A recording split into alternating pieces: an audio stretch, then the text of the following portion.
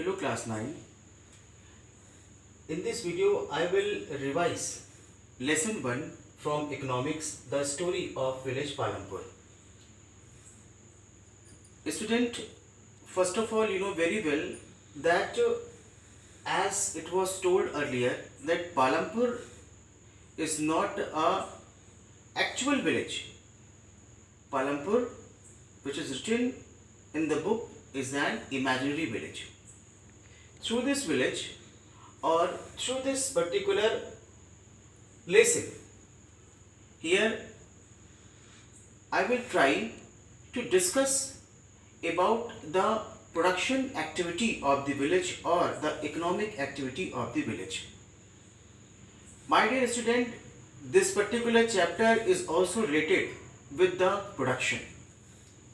This production is related with the agriculture or farming as well as with the non-farming activity or non-farming economic activity, which is not related with the farming or agriculture.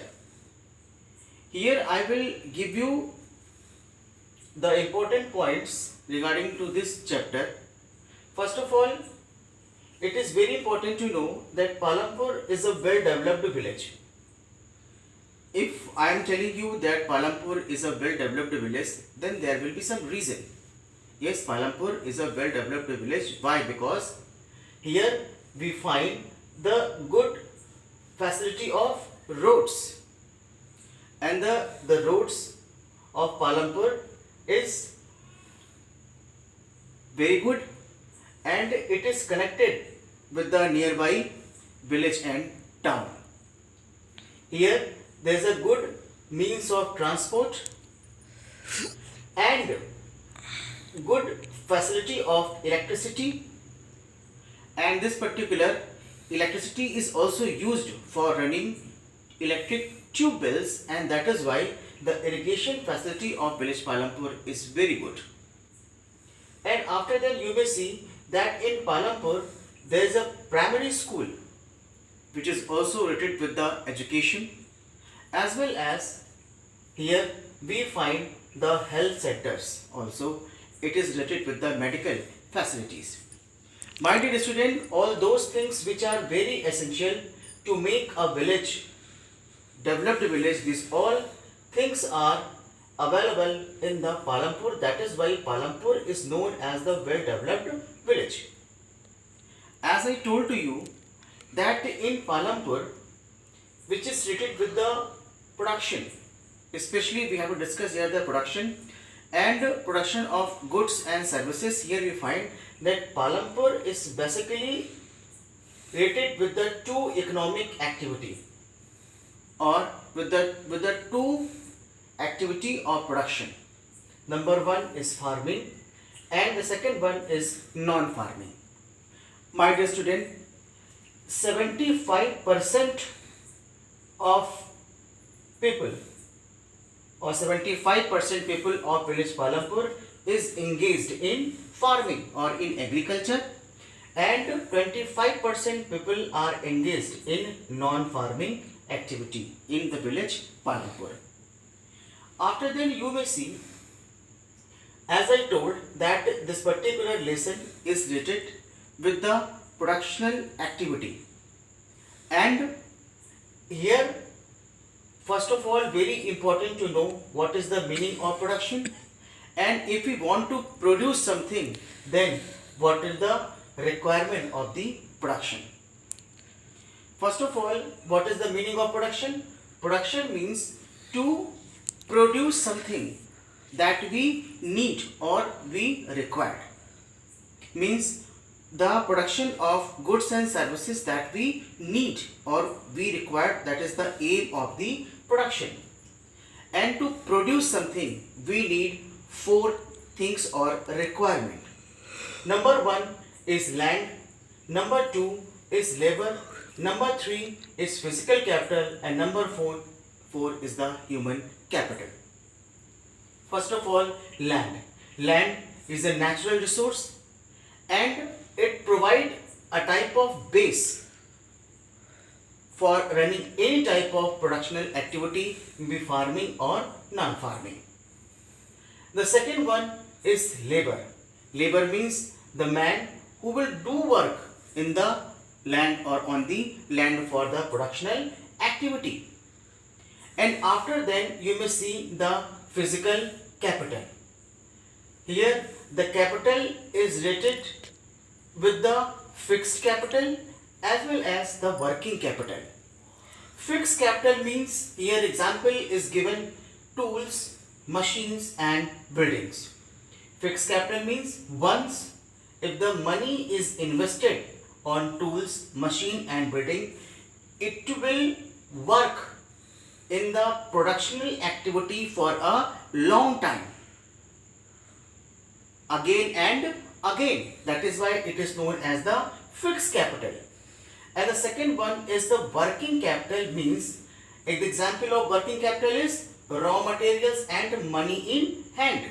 Means in the production activity, when the raw material will be used, then this raw material will be converted into final goods and money will also invest. Then what will happen? It will use, it will work, but it will not run for a long time. Once it will be used, then it will be over. After then, the fourth requirement of the production is the human capital. Human capital means the skill and knowledge which is very essential to start production and which is very essential to collect land, labor and physical capital for the production. My dear student, these are the four requirements to start the production. And after then, I will start related to the story village Palampur. First of all, as I told that in Palampur, farming is very important economic activity related to the production and 75% people are engaged in farming activity. In the farming activity, first of all, there is a problem. In village Palampur, actually land is fixed. Each and every area of village Palampur which is rated to the and which can be used in agriculture is used. But here we find the good amount of agricultural crop.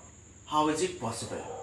Yes, it is possible through the multiple cropping. Means the farmers of village Palampur know the multiple cropping.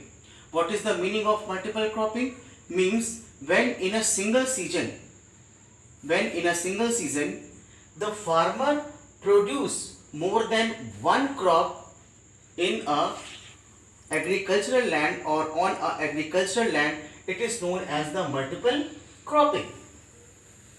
And it made possible, only and only it made possible due to the advent of or due to the coming of green revolution.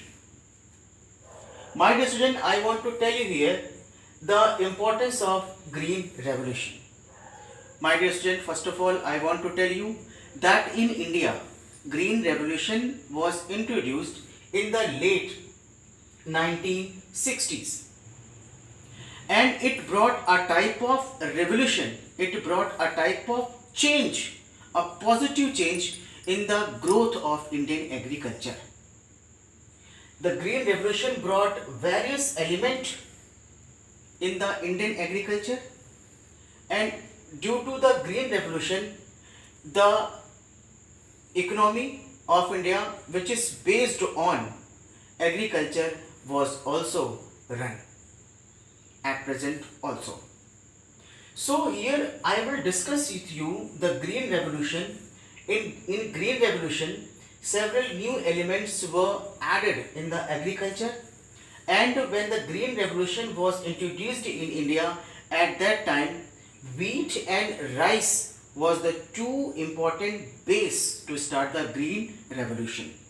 Again I want to tell you, wheat and rice were the two important crops which were the base of the Green Revolution.